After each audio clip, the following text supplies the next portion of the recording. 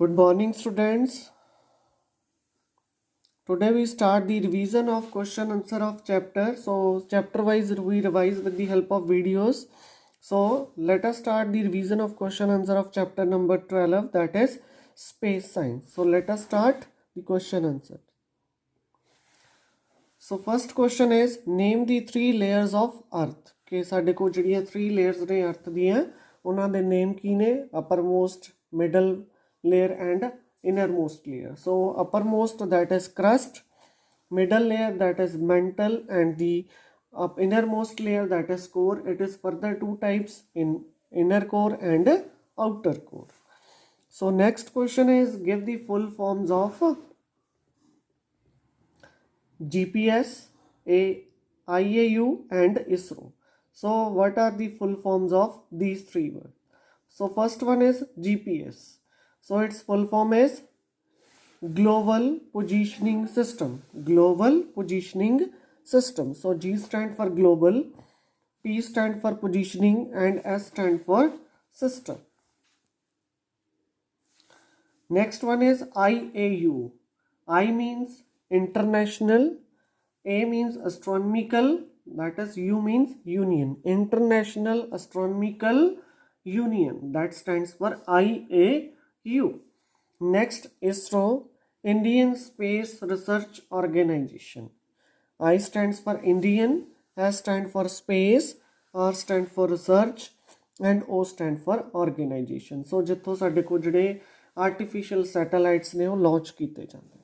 ਸੋ ISRO, ਸੋ ਇਹ India ਦੇ ਸਾਡੇ ਕੋਲੇ ਰਿਸਰਚ ਆਰਗੇਨਾਈਜੇਸ਼ਨ ਹੈ, space research organisation. Next question is write the name of different types of eclipse. So we know that there are two types of eclipse. So first one is solar eclipse and second one is lunar eclipse. So there are two types, solar eclipse and lunar eclipse. Next question is who and when was the first man land on the moon? कौन सी ते कदों जड़ा first man है जिन्हें अपना पहला जड़ा पैर है वो मून ते रखा सी? So answer is commander Neil Armstrong. So that is the man was the first man land on moon on July 20th 1969. So commander Neil Armstrong ने साडे को जड़ा हैगा फर्स्ट जड़ा पैर रखा सी मून ते वो भी जुलाई 20 1969 ਦੇ ਵਿੱਚ. Next question is which gases mainly present in the sun. ਕਿਹੜੀਆਂ ਗੈसेस ਨੇ ਜਿਹੜੀਆਂ ਸਨ ਦੇ ਵਿੱਚ ਪ੍ਰੈਜ਼ੈਂਟ ਨੇ? So sun is a huge ball of hydrogen gas and some helium. So sun ਦੇ ਵਿੱਚ ਮੇਨਲੀ ਸਾਡੇ ਕੋਲ ਹਾਈਡਰੋਜਨ ਗੈਸ ਹੈ ਤੇ ਕੁਝ ਕੁ ਕੁਆਂਟੀਟੀ ਕਿਹਦੀ ਪ੍ਰੈਜ਼ੈਂਟ ਹੈ? Helium the. So sun, it is a big ball of hydrogen gas and helium.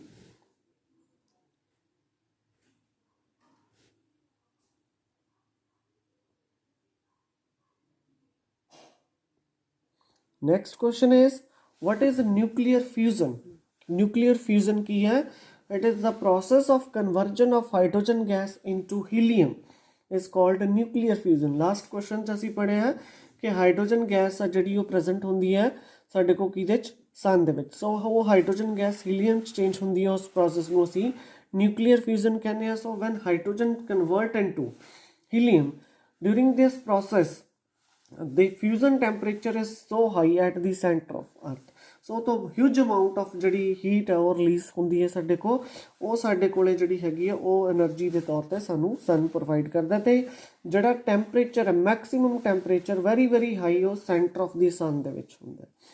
Next question why we see only one side of the moon.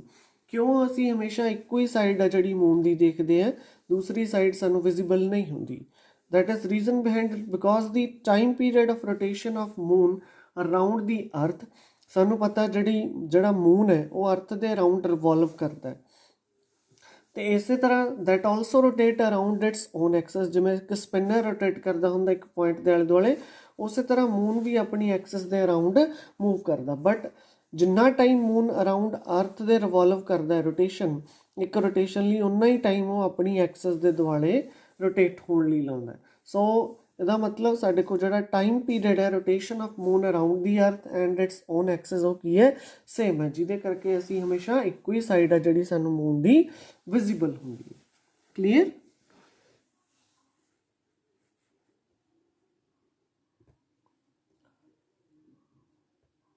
Next question is how solar Eclipse and lunar Eclipse ਅਕਰਸ। ਕਿਵੇਂ ਸਾਡੇ ਕੋਲੇ ਜਿਹੜੇ Eclipse ਨੇ ਹੁੰਦੇ ਬਣਦੇ ਨੇ। Solar Eclipse ਅਕਰਸ van the moon comes between the earth and the sun and the shadow of the moon falls on the earth। So solar Eclipse ਕਦੋਂ ਹੁੰਦਾ ਹੈ, ਜਦੋਂ ਮੂਨ ਆ ਜਿਹੜਾ ਉਹ ਅਰਥ ਤੇ ਸਨ ਦੇ ਇਨ ਬਿਟਵੀਨ ਜਾਣਾ ਜਾਂਦਾ ਹੈ ਤੇ ਸਨ ਦੀ ਜਿਹੜੀ ਲਾਈਟ ਹੈ ਮੂਨ ਤੇ ਪੈਂਦੀ ਹੈ ਤੇ ਮੂਨ ਇੱਕ ਓਪੇਕ ਆਬਜੈਕਟ ਹੈ ਸਾਡੇ ਕੋਲੇ, ਸੋ ਜਿਹਦੇ ਕਰਕੇ ਉਹ ਜਿਹੜੀ ਉਹਦੇ ਵਿੱਚ ਦੀ ਲਾਈਟ ਪਾਸ ਆਊਟ ਨਹੀਂ ਕਰਦੀ। ਸੋ ਮੂਨ ਦੀ ਜਿਹੜੀ ਸ਼ੈਡੋ ਆ ਅਰਥ ਦੇ ਉੱਪਰ ਪੈਂਦੀ ਹੈ, ਬਟ ਮੂਨ ਦਾ ਜਿਹੜਾ ਸਾਈਜ਼ ਹੈ ਉਹ ਸਾਡੇ ਕੋਲ as compare to earth small ਹੈ, ਜਿਹਦੇ ਕਰਕੇ ਉਹਦੇ ਸਾਈਡ ਤੋਂ ਦੀ ਜਿਹੜੀਆਂ ਲਾਈਟਸ ਨੇ ਉਹ ਲਾਈਟ ਕਾਫੀ ਹੱਦ ਤੱਕ ਪਹੁੰਚ ਜਾਂਦੀ ਹੈ, ਬਟ ਜਿੰਨਾ ਉਹਨੇ ਬਲੌਕ ਕਰਤੀ ਉਹ ਸ਼ੈਡੋ ਜਿਹੜੀ ਹੈਗੀ ਆ ਉਹ ਅਰਥ ਤੇ ਪੈਂਦੀ, ਉਹਨੂੰ ਅਸੀਂ ਸੋਲਰ ਇਕਲਿਪਸ ਕਹਿ ਦਿੰਦੇ ਹਾਂ ਕਿਉਂਕਿ ਸਨ ਵਿਜ਼ੀਬਲ ਨਹੀਂ ਹੁੰਦਾ। ਨੈਕਸਟ ਲੂਨਰ ਇਕਲਿਪਸ ਅਕਰ ਵੈਨ ਦੀ ਅਰਥ comes between the sun and the moon. So lunar Eclipse ਕਦੋਂ ਹੁੰਦਾ ਹੈ, ਜਦੋਂ ਸਾਡੇ ਕੋਲ ਜਿਹੜੀ ਅਰਥ ਹੈ ਉਹ ਸਨ ਤੇ ਮੂਨ ਦੇ ਇਨ ਬਿਟਵੀਨ ਆ ਜਾਂਦੀ ਹੈ ਤੇ ਅਰਥ ਦਾ ਸਾਈਜ਼ ਬਹੁਤ ਜ਼ਿਆਦਾ ਹੈ, ਸੋ ਸਾਰੀ ਲਾਈਟ ਨੂੰ ਬਲੌਕ ਕਰ ਲੈਂਦੀ ਹੈ ਤੇ ਜਿਹੜੀ ਅਰਥ ਦੀ ਸ਼ੈਡੋ ਹੈ ਉਹ ਸਾਡੇ ਕੋਲੇ ਮੂਨ ਤੇ ਪੈਂਦੀ ਹੈ, ਜਿਹਨੂੰ ਅਸੀਂ ਕਹਿ ਦਿੰਦੇ ਹਾਂ ਮੱਸਿਆ ਵਾਲੇ ਦਿਨ ਜਿਹੜੀ ਗੱਲ ਹੈ ਉਹ ਸਾਡੇ ਕੋਲ ਕੀ ਹੈ, ਜਿਹੜੀ ਲੂਨਰ ਇਕਲਿਪਸ ਕਹਿ ਦਿੰਦੇ ਹਾਂ। Clear.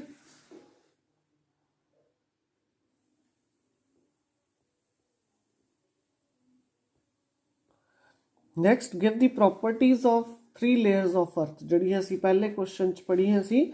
So the crust it is a outer most layer, ਸਭ ਤੋਂ ਬਾਹਰਲੀ ਅਪਰ ਲੇਅਰ ਹੈ ਜਿਹੜੀ, it is thickness very from 5 kilometre to 70 kilometre. ਕਿੰਨੀ ਥਿਕ ਹੈ? 5 ਕਿਲੋਮੀਟਰ ਤੋਂ ਲੈ ਕੇ 70 ਕਿਲੋਮੀਟਰ ਤੱਕ। It is made up of rocks, ਇਹ ਚਟਾਨਾਂ ਤੋਂ ਮਿਲ ਕੇ ਬਣੀ ਹੋਈ ਹੈ। ਸੈਕਿੰਡ ਲੇਅਰ ਹੈ the mantle layer, it is middle layer. So middle ਹੈ ਆਊਟਰ ਮੋਸਟ ਲੇਅਰ ਸੀ, ਇਹ ਮਿਡਲ ਲੇਅਰ ਹੈ। So the upper part made up of solid rock, ਜਿਹੜਾ ਉੱਪਰਲਾ ਪਾਰਟ ਹੈ ਮੈਂਟਲ ਲੇਅਰ ਦਾ ਉਹ ਸੋਲਿਡ ਚਟਾਨਾਂ ਦਾ ਬਣਿਆ ਹੋਇਆ, ਅਤੇ ਜਿਹੜਾ ਲੋਅਰ ਪਾਰਟ ਹੈ ਸਾਡੇ ਕੋਲੇ ਉਹ ਬਣਿਆ ਹੋਇਆ ਮੋਲਟਨ ਰੌਕਸ ਦਾ, ਮਤਲਬ ਪਿਘਲੀਆਂ ਹੋਈਆਂ ਰੌਕਸ ਦਾ, ਚਟਾਨਾਂ ਦਾ। 2900 ਕਿਲੋਮੀਟਰ ਇਹ ਥਿਕ ਆ, ਮੋਟੀ ਹੈ, ਅਤੇ ਇਹਦੇ 'ਚ ਕਿਹੜੀਆਂ ਕਿਹੜੀਆਂ ਮੈਟਲਸ ਨੇ? Iron and magnesium metals. Clear. Next the core, inner most layer ਹੈ, ਇਹਦੇ 2 ਪਾਰਟ ਨੇ, ਇਨਰ ਅਤੇ ਆਊਟਰ ਕੋਰ। ਸੋ ਆਊਟਰ ਕੋਰ ਹੈ ਜਿਹੜੀ ਉਹ 2300 ਕਿਲੋਮੀਟਰ ਥਿਕ ਹੈ, ਅਤੇ ਇਹਦੇ 'ਚ ਮੇਨਲੀ ਸਾਡੇ ਕੋਲ ਮੈਲਟ ਫੋਰਮ ਦੇ ਵਿੱਚ ਆਇਰਨ, ਨਿਕਲ ਅਤੇ ਸਲਫਰ ਨੇ। ਇਨਰ ਕੋਰ ਸਾਡੇ ਕੋਲ 1200 ਕਿਲੋਮੀਟਰ ਹੈ, ਅਤੇ ਇਹਦੇ 'ਚ ਸਾਡੇ ਕੋਲ ਸੋਲਿਡ ਆਇਰਨ ਜਿਹੜੀ ਪ੍ਰੈਜ਼ੈਂਟ ਹੈ। ਸੋ ਇਹ ਕੁਐਸਚਨ 3 ਪਾਰਟਸ ਦੇ ਵਿੱਚ ਡਿਵਾਈਡ ਹੋ ਕੇ ਆ ਸਕਦਾ। Give the properties of crust layer of ਦੀ ਅਰਥ, ਮੈਂਟਲ ਲੇਅਰ ਆਫ ਦੀ ਅਰਥ ਔਰ ਦੀ ਕੋਰ ਲੇਅਰ ਆਫ ਦੀ ਅਰਥ। ਸੋ ਇਹ 3 ਕੁਐਸਚਨਸ ਵੀ ਬਣ ਸਕਦੇ ਨੇ 1 ਮਾਰਕਸ ਦੇ ਜਾਂ 2 ਮਾਰਕਸ ਦੇ ਜਾਂ 3 ਮਾਰਕਸ ਦਾ, ਕਿ ਇੱਕ ਕਿਸੇ ਵੀ ਇੱਕ ਲੇਅਰ ਦੀਆਂ ਪ੍ਰੋਪਰਟੀਜ਼ ਤੁਹਾਨੂੰ ਪੇਪਰ 'ਚ ਪੁੱਛੀਆਂ ਜਾ ਸਕਦੀਆਂ। Clear. Next right the uses of artificial satellite, ਜਿਹੜੇ ਸੈਟੇਲਾਈਟ ਅਸੀਂ ਲਾਂਚ ਕਰਦੇ ਹਾਂ ਉਹਨਾਂ ਦੇ ਕੀ ਕੀ ਯੂਜ਼ਸ ਨੇ। ਸੋ ਫॉर ਵੈਦਰ ਫੋਰਕਾਸਟਿੰਗ ਲਈ, ਸੋ ਵੈਦਰ ਸੈਟੇਲਾਈਟ ਹੈ ਜਿਹੜੇ ਉਹ ਟਰੈਕ ਕਰਦੇ ਨੇ ਵੈਦਰ ਪੈਟਰਨ ਕਿ ਕਿੱਦਾਂ ਦਾ ਹੋਊਗਾ ਸਾਡੇ ਕੋਲ, ਕਿਉਂਕਿ ਅਸੀਂ ਫੋਨ 'ਤੇ ਦੇਖ ਲੈਂਦੇ ਹਾਂ ਅੱਜ ਦੇ ਟਾਈਮ 'ਚ, ਪ੍ਰੈਜ਼ੈਂਟ ਟਾਈਮ 'ਚ, ਕਿ ਬਾਰਿਸ਼ ਹੈ ਜਿਹੜੀ ਉਹ ਕਦੋਂ ਹੋਊਗੀ, ਰੇਨ ਕਦੋਂ ਹੋਊਗੀ, ਜਾਂ ਕਿੰਨਾ ਟੈਂਪਰੇਚਰ ਹੋਊਗਾ, ਕੀ ਮੂਵਮੈਂਟ ਹੈ time to time, hour by hour, minute by minute. So weather forecasting ਲਈ ਯੂਜ਼ ਕੀਤਾ ਜਾਂਦਾ। Next military take secret photographs of airbase and ports. So ਜਿਹੜੀ ਮਿਲਟਰੀ ਪਰਪਜ਼ ਲਈ ਇਹ ਯੂਜ਼ ਕੀਤੇ ਜਾਂਦੇ ਨੇ, ਕਿਉਂਕਿ ਕਿਹੜਾ ਕੰਟਰੀ ਹੈ ਜਿਹੜੀ ਐਨਮੀ ਨੇ ਸਾਡੇ, ਜਾਂ ਕਿਹੜੀ ਕਿਹੜੀ ਕੰਟਰੀ ਹੈ ਕੀ ਕਰ ਰਹੀ ਹੈ, ਉਹਨਾਂ ਦੀਆਂ ਸੀਕਰੇਟਸ ਜਿਹੜੀਆਂ ਫੋਟੋਗ੍ਰਾਫਸ ਨੇ, ਜਾਂ ਉਹਨਾਂ ਦੇ ਜਿਹੜੇ ਏਅਰ ਬੇਸਿਸ ਨੇ ਜਾਂ ਪੋਰਟਸ ਨੇ ਉਹ ਆਈਡੈਂਟੀਫਾਈ ਕਰਨ ਲਈ ਯੂਜ਼ ਕੀਤੇ ਜਾਂਦੇ। For scientific research and also used to take photographs of earth and other distant objects। ਸੋ ਕਿਹੜੀ ਚੀਜ਼ ਕਿੱਥੇ ਅਵੇਲੇਬਲ ਹੋ ਸਕਦੀ ਹੈ ਉਹਦੇ ਲਈ ਸਾਡੇ ਕੋਲੇ ਸਾਇੰਟੀਫਿਕ ਰਿਸਰਚ ਲਈ ਅਸੀਂ ਯੂਜ਼ ਕਰਦੇ ਹਾਂ, ਅਤੇ ਅਲੱਗ-ਅਲੱਗ ਜਿਹੜੀਆਂ ਆਬਜੈਕਟਸ ਦੂਰ ਪਈਆਂ ਨੇ ਉਹਨਾਂ ਨੂੰ ਦੇਖਣ ਲਈ। Use for navigation and communication, ਕਿਉਂਕਿ ਆਰਟੀਫਿਸ਼ੀਅਲ ਸੈਟੇਲਾਈਟਸ ਦੇ ਨਾਲ ਹੀ ਅਸੀਂ ਜਿਹੜਾ ਹੈਗਾ ਇੱਕ ਜਗ੍ਹਾ ਤੋਂ ਦੂਸਰੀ ਜਗ੍ਹਾ ਗੱਲ ਕਰ ਸਕਦੇ ਹਾਂ। ਨੈਕਸਟ ਸਾਡੇ ਕੋਲ ਹੈ signals of TV and radio systems are distributed by communication satellite. ਜਿਹੜੇ ਸਾਡੇ ਕੋਲ TV 'ਤੇ ਜਾਂ ਰੇਡੀਓ ਸੁਣਦੇ ਹਾਂ ਅਸੀਂ, ਜੋ ਵੀ ਆਉਂਦਾ ਉਹ ਸਾਰਾ ਕੁਛ ਸਾਡੇ ਕੋਲ ਸੈਟੇਲਾਈਟਸ ਦੀ ਹੈਲਪ ਦੇ ਨਾਲ। Clear. Next explain the terms of penumbra and umbra. So umbra when the moon covers the sun and the deepest part of the moon shadow is called umbra, ਕਿਉਂਕਿ ਜਦੋਂ ਸਾਡੇ ਕੋਲ ਸੋਲਰ ਇਕਲਿਪਸ ਹੁੰਦਾ ਤਾਂ moon ਜਿਹੜਾ ਹੈਗਾ ਸਨ ਦੀ ਜਿਹੜੀ light ਆ ਕਾਫੀ ਕਵਰ ਕਰ ਲੈਂਦਾ ਵਾ। ਸੋ ਡੀਪੈਸਟ ਪਾਰਟ ਹੈ ਉਹਨੂੰ ਅੰਬਰਾ ਕਹਿ ਦਿੰਦੇ, ਕਿਉਂਕਿ ਬਹੁਤ ਸਮੋਲ ਜਿਹੜੀ ਪੈਚ ਆ ਉਹ ਅਰਥ ਦੇ ਉੱਪਰ ਫਾਲ ਕਰਦੀ ਹੈ। ਦਿਸ ਪੈਚ ਐਕਸਪੀਰੀਅੰਸ ਆ ਟੋਟਲ ਇਕਲਿਪਸ, ਇਹਨੂੰ ਟੋਟਲ ਇਕਲਿਪਸ ਕਹਿ ਦਿੰਦੇ ਆ। ਪਨੰਬਰਾ ਇਹ ਲੈਸ ਡੀਪ ਪਾਰਟ ਹੈ ਮੂਨ ਸ਼ੈਡੋ ਦਾ, ਜਿਹਦੇ ਕਰਕੇ ਪਾਰਸ਼ੀਅਲ ਸੋਲਰ ਇਕਲਿਪਸ ਦਾ ਰੀਜ਼ਨ ਆ ਜਾਂਦਾ where it falls. Clear? So these are the two terms. Next, which planet is called dwarf planet? So it is Pluto. Pluto is dwarf planet.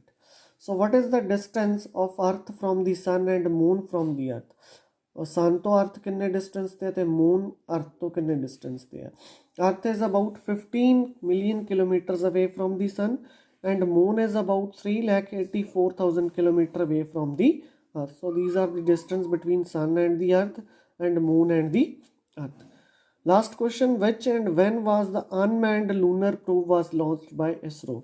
India ਦੇ ਵਿੱਚ ਕਦੋਂ ਤੇ ਕਿਹੜਾ ਜਿਹੜਾ ਹੈਗਾ ਬਿਨਾ ਮੈਨ ਤੇ ਸਾਡੇ ਕੋਲ ਉਹਦੇ 'ਚ ਕੋਈ ਇਨਸਾਨ ਨਹੀਂ ਗਿਆ, ਕਦੋਂ ਲਾਂਚ ਕੀਤਾ ਗਿਆ ਮੂਨ ਲਈ?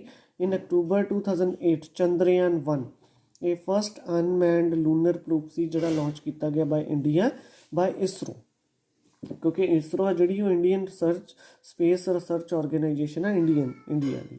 Clear? So if you guys have any doubt and any question in this chapter, you can call me or through message you clarify your doubt. Thank you.